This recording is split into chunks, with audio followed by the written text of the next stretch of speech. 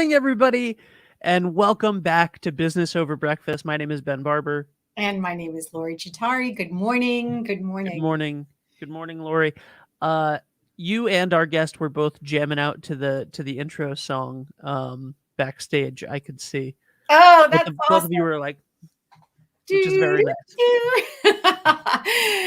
Yeah, it's a good start to the day. I like. How are you today? I'm good. I'm a little like I was saying it's so beautiful out. One of my bucket list things is to get up and get outside every day, and it really we cannot beat this weather in New England. I mean, really, it's perfection. It's a little cold. It's a little cold. I just came in from a walk myself, and I still have the sweatshirt on because it was very cold. Yeah. But I turned my heat on last night. Wow. And I usually say no heat till trick or treat, but I didn't make it. So right. Do you want to bring Natalie on today? Absolutely. Would you like to introduce our guest? Yes. Natalie is from Insperity, and I met Natalie through the Providence Chamber of Commerce meeting, which we both attended. And we just started talking. One of the things that we do on Business Over Breakfast is bring on people that are supporting lots of other businesses on Tuesday morning. So let's bring Natalie on and really get a sense of what it means to be a representative in the HR world. Welcome, Natalie. Good morning.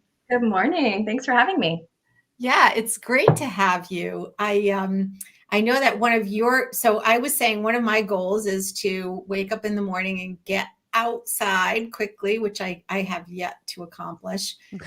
I go in little spurts, I can do like 2 weeks but I know that one of your goals was to really use your voice and the work that you're doing to get yourself out there and really start talking to people about what it means to work in HR and how they can approach this business. So welcome so much. Welcome. It's great to have you.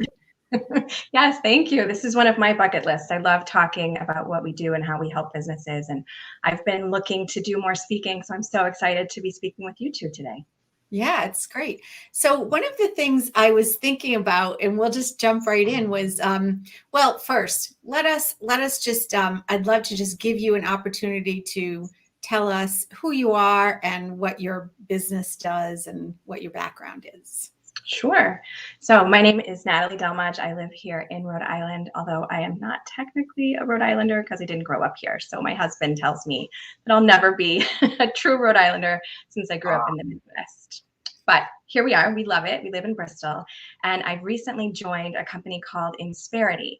And it's something I'm really excited about. So our mission is to help small to medium-sized businesses succeed so that communities prosper. And we do that by being advisors in the community, reaching out to our networks, which is how Lori and I met, as she mentioned, and really starting conversations about the HR function of the business. So in a lot of small businesses, it's the business owner, it's perhaps their spouse, the finance person, one of the key people that tend to be taking on the HR function and putting out fires and really trying to build the culture and take care of the employees. But that takes them away from the function of the business that's really their key skill set, what they bring to the mission, how they deliver their products and services. So what we do is come in alongside you and help to relieve those burdens, also create some great cost containment around the larger line items that you're facing. And really, we are a strategic partner, everything related to having your employees. I love that. That's really great. Boy, you got center stage. You got an in with the producer. Love it. Thank you so much. Oh, Ben, you're muted. I know I'm muted. Oh, oh, okay. HR is a pretty thankless job most of the time. How long have you been doing it? So I've been in this role since December. It's something that I I'm not in HR specifically. So what I'm in is business development, and I help you connect with the HR people that you need. But I agree with you. HR is so often a thankless job. And that's because a lot of what HR is behind the scenes and really protecting the business, right? You're making sure that you're doing everything properly. You're taking care of compliance. You're putting out fires that other people aren't privy to. So it can definitely be a very thankless job, and one that can be quite lonely, particularly if you're also, a key person in the business trying to do everything else at the same time. What do you think HR managers or HR departments or even people in your business need to focus on in terms of like that value and the confidence that a business needs to work, in partnership with an HR group? Yeah, so I think that a lot of HR in the day-to-day function of the business is very tactical. You're taking care of specific tasks, you're answering specific problems or challenges. And what I love is when we're able to relieve that burden and you focus more on the strategic part of HR, which is what makes people want to come to work every day, what makes them want to stay with you, which is so important right now as we're facing this great recession that they're calling it, where people don't feel tied to their employers and they might be looking elsewhere. So we like to come in and relieve the burdens and talk to you more about strategy, about culture, about how you take care of people, not just employ them, but take care of them as well. So I think those kinds of conversations are what really get me going in the morning and what make it really exciting to be in this space right now. That's really cool. I know Brene Brown says, culture, the easy definition for culture is the way we do things around here. So what do you think is important in building a great business culture? Well, our CEO likes to say that you either have culture by default or culture by design. And I think it's so true. If you're just doing culture the way you've always done culture, then probably by default. But I think that if you're really thoughtful about your people and you want to take care of them in a way that takes into account, for instance, mental health has been a really big topic of conversation as everyone's been dealing with the pandemic and the uncertainty. And, we faced it in our own house yesterday. Our son needed to be home from school, and now you're scrambling, to make sure that you have coverage for the kids. Maybe you're ill yourself and trying to take care of projects. So mental health is a big one for sure. And that can come through in your benefits package. One thing that we have is called an employee assistance program, an EAP. I don't know if you're familiar with those, but the idea behind an EAP is to provide some real I don't want to say hand-holding, but just extra assistance to your employees. So they're able to reach out to counselors or therapists if they're looking for that. They're able to get assistance in their financial side of their lives. So some of the things that might be weighing on them and that they're definitely bringing with them to work. So we're really proud of our EAP. I know some benefits packages offer them, some are richer than others, but it's something that I think is really relevant right now. Yeah.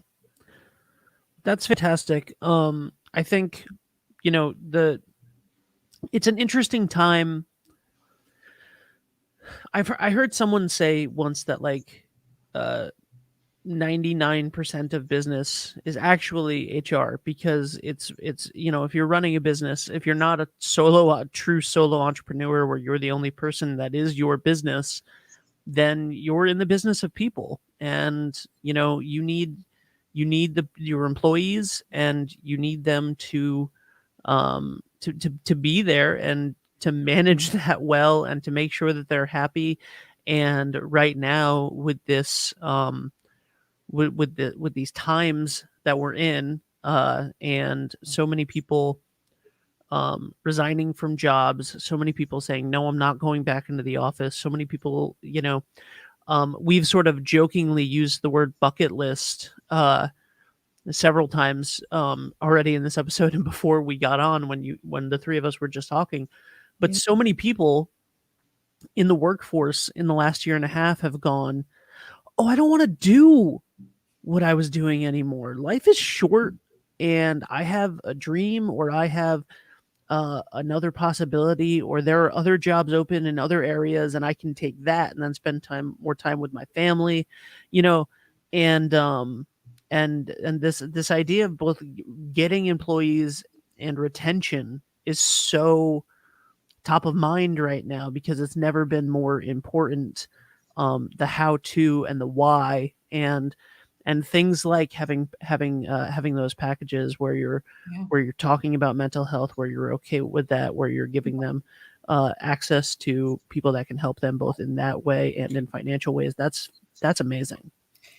And I think that, and we've all probably worked in organizations where owners are like, oh, this is, it's about the bottom line, or we have to focus on, just get your work done and that kind of stuff. But I think that most employers now are really trying to find that great balance so that people feel like they can serve the employer, get the work done, enjoy the work, but also have that life balance. I mean, like when your kids are home. I'll tell you, I used to work in a big law firm many years ago, and I did litigation. I was a research and writer for litigation attorneys, and another paralegal, I was a paralegal colleague of mine, had a young child who had a lot of physical issues going on, and she had to leave often. And they were like, if you leave one more time, you're fired, and she got fired.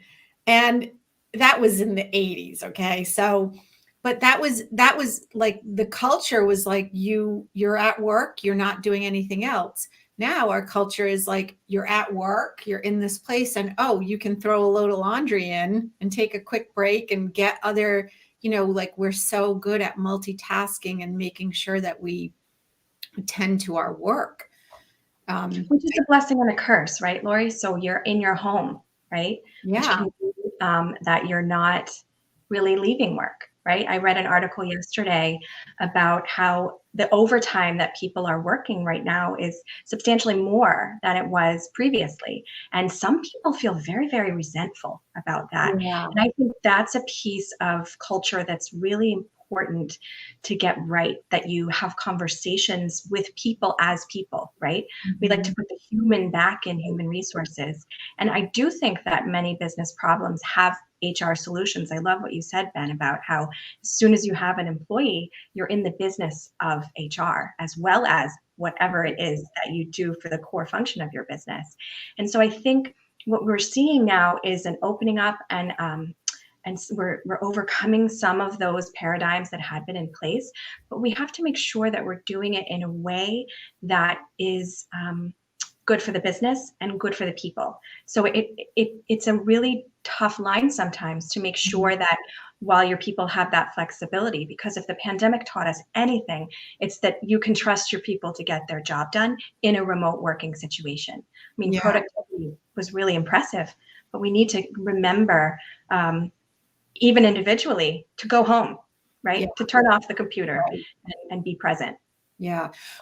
So when a business comes to you and says, we used to all come together in an office every day, all during the work week. So you're speaking to other businesses right now. So what are some things that the businesses can think about as they know that their employees need, we need to expand that box of what it looks like to be an employee, and how to allow the expansion for both the employer and the employee? Like, how would you advise a business? So every business is different, right? So we have to think very carefully about what it is that your people are doing. So if you're in manufacturing and you need them on the floor, that's one situation. If you're delivering a product and you need someone in the warehouse to be loading your trucks and to be driving them, that's another situation. If you're someone like us where it's more of an office work situation, then you have even more variables that come into play. So I think it's really important to think carefully about the actual function of the work and what that means, and not just from a physical perspective. So we talked about having a child with special needs or extra needs. That's something where the parent might be really needed during the daytime hours. So is that person's work something that they can accomplish on a different schedule? Maybe it's not 9 to 5. Mm-hmm. And then I think also we need to remember the importance of the collaboration that really happens in person, right? And that might be in person over Zoom. That might be in person a few days a week in your office. Our team is trying to be very strategic about when we go in the office. So we're in a field-based position, which means we're talking to people all day long. Sometimes I can do it in person. Sometimes it's through the camera, which is great. But we try to make sure that when our team is in the office, everybody knows, okay, John's in the office on Thursday. Let's go in on Thursday, because that's when we can really come together in a way that's meaningful for us and do a lot of collaborative work. So there is a lot of planning involved, or a lot of, it's almost like you're creating like this new like task or skill with your boss in terms of planning and what needs to be delivered. Absolutely. Yeah. And I think it's important for everyone to be on the same page. But like you said, sometimes you're managing up, sometimes you're creating that culture as the line employee, not the leadership. Yeah, that's really interesting. All right, I have a question for you now that we're thinking of this. So I want your honest opinion, okay? And I'm going to grab this thing over here. So one of the things that I used to do at Schneider Electric was I created a training called Communicating for Leadership Success. And it was when an individual contributor became a manager of people and how the whole mindset needed to change. And so one of the things that I created there and use now, I really want to like your input, is to create like a goals sheet for deliverables. Let's see if we can do this. And so we create SMART goal setting worksheet. So that way we all have an understanding of like what everybody else is doing, what's coming down the pike. So it's hard to read, right? So we do those SMART goals: specific, measurable, attainable, relevant, timely. And then we outline 5 goals for the week and what our deliverables are. So basically it's how we plan our week. It's like a roadmap. I love your input in terms of, do you think that this is helpful for a team that rarely comes together? I mean, we have a lot of things going on. We're dealing with different clients. I'm just curious. I'd love to just hear your input on that. Yeah, absolutely. I actually really like that. I think that SMART goals, what's great about them is they're something that is more of a bite size, right? So you're going to take that bucket list item that we've been talking about, our bucket list, and you're going to say, all right, today I'm just going to step outside while I have my coffee. Done. And I love that. And I think that what's really great about what you're doing with that worksheet and that kind of planning is it's super transparent, especially in these days when everything is remote and you feel a little bit disconnected. You're not sure necessarily what other people are doing. And I think particularly when you have someone coming into a new role where you need them to be leading other people, having that kind of visibility and accountability and being able to work through steps that come to fruition can be really beneficial for everybody. I love it. Oh, that's good. Okay. Yeah, you made me happy because I think it's hard to make sure that everybody feels like they can just go about their work. When I was at Schneider Electric, it's a huge global corporation. So sometimes you have to have a call at 7 p.m. or 9 p.m. or 5 in the morning because you're working with teams all over the world. And so in that sense, it was easy to say, yeah, the goal is just get your work done and make it fabulous. But in other environments, I don't think that is always so present.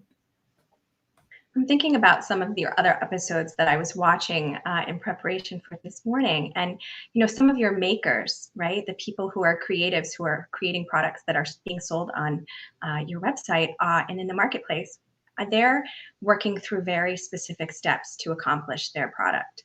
And I think once you've established what the process is, it can be, very meaningful to work through. But sometimes when you have a less tangible job, it can be a little bit harder to even know where to begin. And then to get to the end of the day and say, what did we accomplish today? So I do think that kind of accountability is super relevant in a remote situation. Yeah. How would you advise? I know I keep asking you for advice, but I guess I'm just thinking that you're talking to so many businesses right now. And so, of course, we send our business over breakfast video out to over 2,000 businesses every week. And so I'm just curious about if a business hasn't been thinking about HR and they're just busy in the work that they do and they're just trying to wrangle, like, let's just get this done, and where are my people? And, how, I guess, what would be like the top 3 things that a business could step into in terms of thinking about, what's my refresh around HR? Yeah, that's a great question. And I don't know if I have a top 3, but I think the top 1 is just to be thinking about it and talking about it, right? Because you're not necessarily focused on it when you're wrangling all of those things and just slogging through the day. And first of all, if that's where you are, then we should have a conversation, because we can help. That's what we're here to do. And it might not mean that you would come on board as a client of Inspirity's, but I'm really tasked to go out and start conversations about HR so that people are thinking about it. Because once it's something that's top of mind, it becomes that much easier and that much more feasible to start making changes. If you haven't reviewed policies, if you don't even have policies in place around hiring, onboarding, discipline, God forbid you have to terminate an employee, you want to make sure you're doing all of those things properly. That's probably a red flag. If you haven't reevaluated your vendor relationships with things like payroll, benefits, workers' comp, your insurances, that's probably a red flag, because tends to be get into a relationship and you keep it going. Maybe there's a better way to do things. And if you are an owner or a finance person, someone who's taking on that HR function, if you stop and realize how much it's taking you away from actually doing your business and growing your business, that's a really big red flag. And that's when we like to have those introductory conversations, which are really exploratory, to say, what are you doing now that you haven't even thought about? And, can we help you? Can we put you in touch with someone who could be a better partner? Are we the solution that could help take this off your shoulders? And really just sort of establishing sort of a baseline of understanding within the business community what it is that you're doing today and what we could help you do better. I love that. I guess let's break it down a little bit more and say, for our business owners, what is HR? So yeah, we hear about it, but like, what is HR? So HR is everything related to your people. That can be compliance with federal and state regulations. If you're moving into a new geography, you're going to have a whole new set of things to take into consideration. It can be as basic as the things you need to be posting in your workplace, things you need to be sure that you're verifying, like I-9s. Are your employees authorized to work here? And if not, what kind of exposure is your business facing? It's all the tactical pieces that I mentioned before: payroll, benefits, workers' comp, employment practice liability, lots of pieces where you're spending dollars on your employees above and beyond what you're spending for them on payroll. So it's an expense within the business. It's everything related to keeping employees happy, disciplining them when something's not going well, putting plans in place to make sure they're trained if there's a new skill you're asking them to do. It's everything related to hiring and onboarding and putting in place promotions and building new teams. So really, as Ben and I had said earlier, as soon as you have an employee, you have your business and you have the business of the employees. And so that's really 2 businesses in one, which is really why Insperity exists. So our founder, who's still our CEO today, he had a small business and he was a serial entrepreneur, and he thought, for sure, out in the marketplace, there's a solution to help me because I have too many hats to wear. And there really wasn't. So he pioneered this industry that we're in now, that we're really excited to say that, we think we do it really well. But we're not the only ones who do it. People saw that the solution was necessary and came on board and are offering similar services. So we're really excited to be pioneers in this industry to help with all these other sides of the business. Yeah, I think that's great. Ben, you ready for this? We need HR, right? We need. Yeah, absolutely. So there's one thing that I think happens a lot, that I've seen throughout my entire life, is with every employer almost every employer, not every, but almost every employer that I've ever worked with, especially when I was younger. You know, so old. yes, I'm very old now. So, all right, Lori, Yes. when you worked, I'm old. when you worked at, no, Okay. when you worked at your first job as a teenager, Mm-hmm. right? Did you care as much about that job as the owner of that business did? Oh, definitely not. All I Right. cared about was getting my 4 hours in and getting out. I was a But as backer an at a grocery store.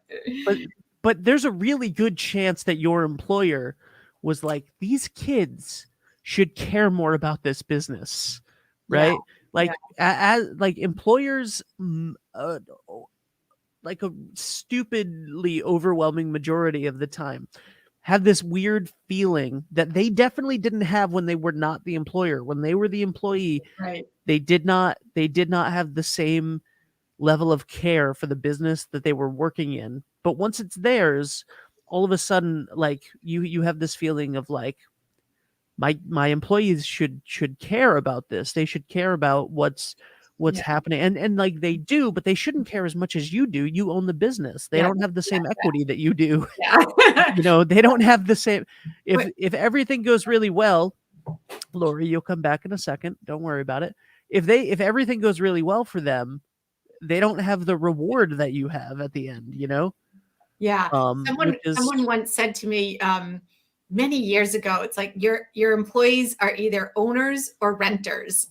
And you can look at your employees and know which ones are owners, not because they're actual owners, but because they take pride in their work and the business and all of that kind of stuff. And I always thought that was interesting because it goes back to culture, right? I mean, like I worked in an office where people were so messy and I was always like running around like clean the kitchen, do this, you know, and I thought this is workplace pride, like love where you are.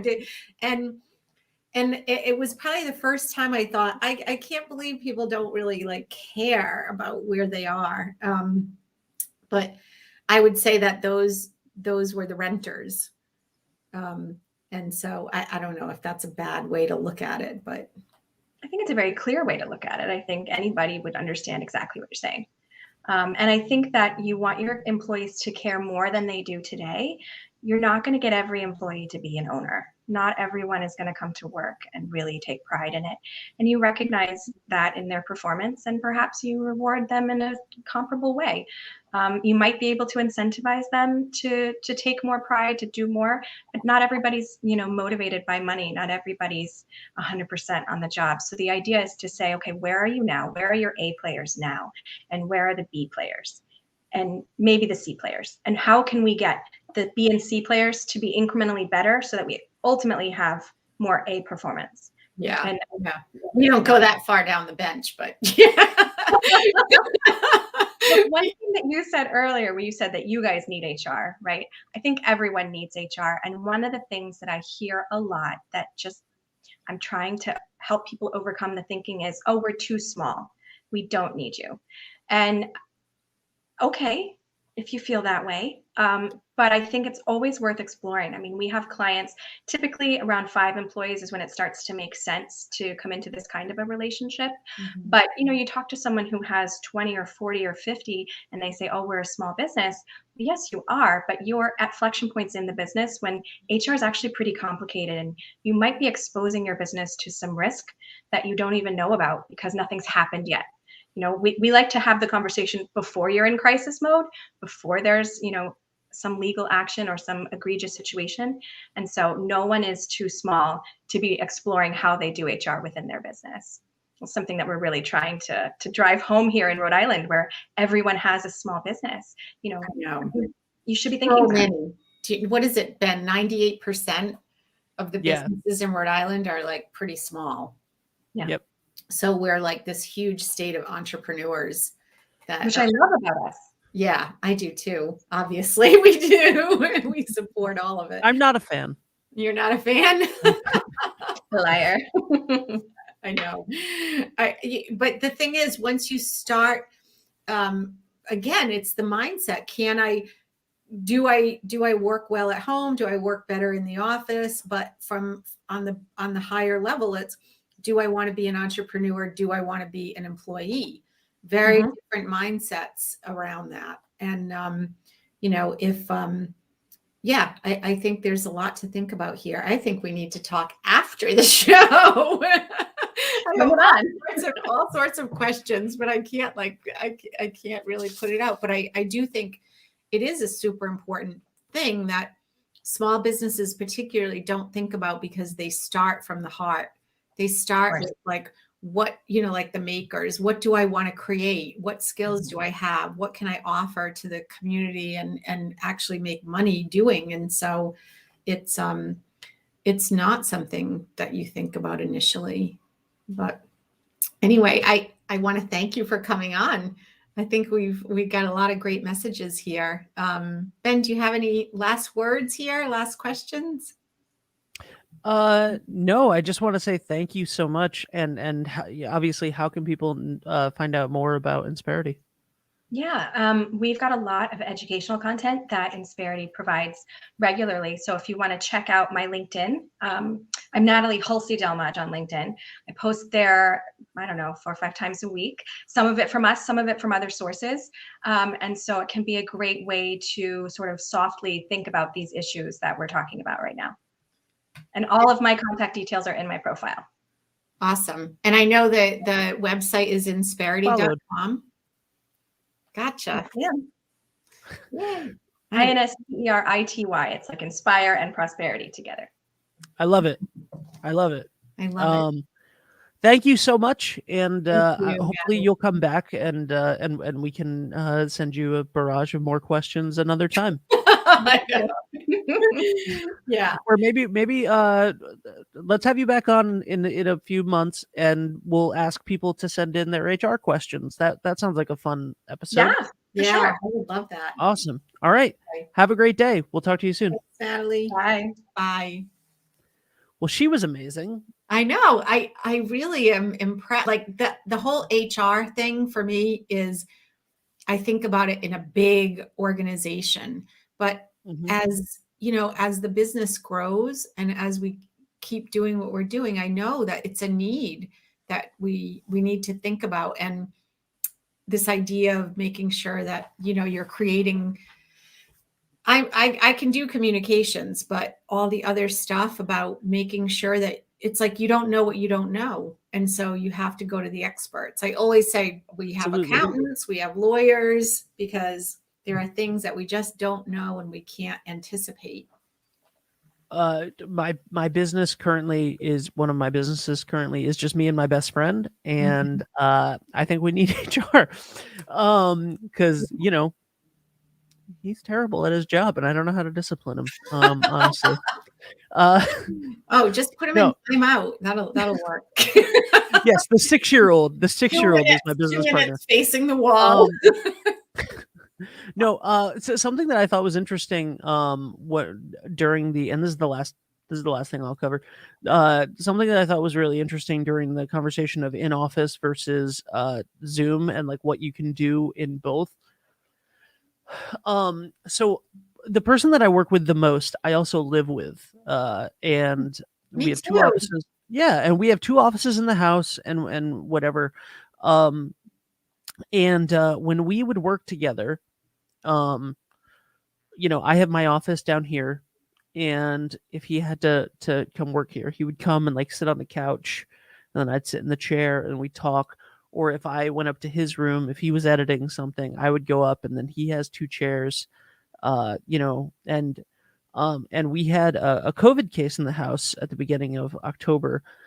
So we all had to Zoom a lot because we were all in separate. He was locked in his office, and I was locked in this room, and his fiance was in the bedroom and upstairs, and so we were Zooming a lot, and we were working on Zoom, and we were like, you know what? When this is over, we should still work on Zoom anyway, because you're at your desk and I'm at my desk, and we don't have to be, we don't have to go to the kitchen table. We don't have to go to the living room. One of us doesn't have to be on our laptop on a side table. Like, It's Yeah. just Yeah. as normal, it's just as natural as the free-flowing conversation, and all of our stuff is right here. Yeah. And Yeah. that was really so, like, it works, and, you know, everybody's different, but it worked for us Yeah. in the same house, like, in the same, you know, so, like, that was great because we were able to ask each other, like, direct questions like, "Hey, am I supposed to keep this file or delete it?" Or, you know, "How do you want this edited? No, Right. that's Right. not as good of a tagline. Use this." So, you know, that was very interesting to me, that even being in the same location. I think in our home, it would be my idea would be to have an intercom because probably 10 times a day I this is not a good cultural practice, but I turn around and just scream up the stair like, "Hey, what do you think about this?" And and then of course, like, we end up meeting in the middle somewhere to have a Yep, conversation. And yep. so it's yeah, if I could just say, "So I'm working on this. What do you think?"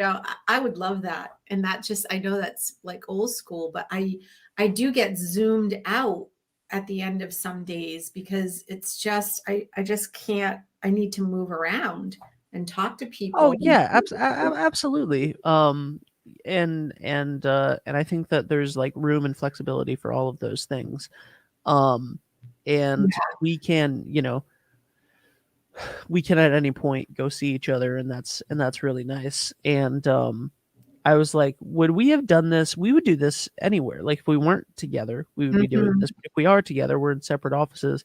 If we were in an office building, I would still think that this would make sense, Right. because we both are, and because we're both doing creative jobs Yeah. where we need our equipment in front of us. So that lends itself more to that. It's not, Yeah, for you sure. know, having just meeting in the middle and having a conversation isn't as Yeah. practical as having the conversation while you're actually doing it with the thing in front of you, which is everybody is different. Like Natalie I said, know it's every so business is different. Every business needs different things. yeah. Every person needs different things inside of a business because, you know, Yeah. 98% of business is HR once you have one employee. And It's it's, amazing. you know, you're in the business of people, and There's what a works there's a for great everybody. book. Yeah, there's a great book. I don't know if I have, it's called, I think, Crucial Conversations for personal and business, but it's a great book about how to approach these conversations that might be hard for employers or leaders. It's really around leadership, but leadership in your life as well. So I think that's wonderful. Crucial conversations. I crucial. need to either I need to either buy that book or I need to hire Natalie so that she can fire Dave for me. Oh, All all right. right. Yeah. All right. That's on camera, Ben. He's Oh, not watching. I There's know. no I was way gonna he's say, watching. wait, do we have comments coming in right now? There's no way. Always great There's to see there's you, no way Ben. he's watching. Remember how I always say, you know, post things even if you think that it's like not on topic and on whatever for you. Mhm. Um, I posted right before we came on. So the majority of my social posts are business related or like personal, like mental health Coaching. and You're a stuff coach. related, right? Um, so I posted. I got this really stupid, silly idea while I was walking, and it was freezing out this morning. Because I thought, if I'm doing something every Sunday, then that's 52 Sundays a year, which is not 12 months. That's 13 months. Why are there not 13 months in a year? And I thought about this for 5 minutes on my walk. And I was like, I'm going to talk about that for a minute. Why are there not 13 months? 13 months, 28 days. That's 364 days. Make New Year's Day unincorporated territory. Make it the Washington, D.C. of days. Of the calendar. It doesn't belong to anything, and every year, every 4 years, New Year's is followed immediately by leap day. And I posted that, and it's the most traction that I've ever gotten on a reel. While this show went on, it went from actually in the last 3 minutes, it went from 1,000 views to 5,329 views Oh my goodness. on Instagram. Woo. But this is why it's important, because it's a silly video, right? That had nothing to do with my business, nothing to do with my brand, whatever. Mm-hmm. Out of those 5,000 people, I have gotten an extra 80 followers because I made a joke video about something else. Some of those people are now commenting on my Yeah. posts about business and so like don't judge what you think people will react to. Put out what you want to put out. And that goes straight back to the culture, and the culture needs to be authentic. Amen. All right, let's end this puppy. You want to end it or me? You can end it. You're the best. I disagree, but thank you very much. All right, guys, thank you so much for joining us on Business Over Breakfast. If you have a small business, or you know somebody who has a small business, or you love a small business, that's everyone, by the way. We all know people who own small businesses. We all know people who, we all love small businesses. It's all of us. If you know somebody that has a small business in Rhode Island, go to shoplocalrhodeisland.com. Encourage them to get on shoplocalrhodeisland.com. They can be on the directory for free. Or if you have products or goods or services, you can get those on there as well. You can sell them. It's incredibly efficient. It's when you think of online shopping, obviously we all think of those businesses that shall not be named, and spend all of the money that they save on not paying people well to shoot their bosses up into space. So this is all of the convenience and none of the guilt. Go to shoplocalrhodeisland.com. Encourage your friends that own small businesses to put their products on shoplocalrhodeisland.com so that you can order things online from Rhode Island businesses, get them delivered from Rhode Island businesses, help the Rhode Island economy, help your neighbors, help your friends' kids' soccer team have jerseys because the deli down the street was able to survive, because the homemade jewelry shop was able to survive, and they were able to help your community and give more jobs and do all of that stuff. That is the goal of everyone right now, and that is what Shop Local Rhode Island is about. So please encourage people to do it. The people at Visual Thrive are amazing. They do not take a single percentage of any of the sales. It's a very small monthly fee, monthly maintenance fee, etc. To run Shop Local Rhode Island and to put your products on there. And then they don't take a cut, which is, again, unheard of. All of the convenience, none of the guilt. And we'll be back next week on Business Over Breakfast, and intermittently on The Local Look, which is just tiny bite-size videos where we help promote local businesses, like the incredible one that we did today. Thank you very much. See you next week.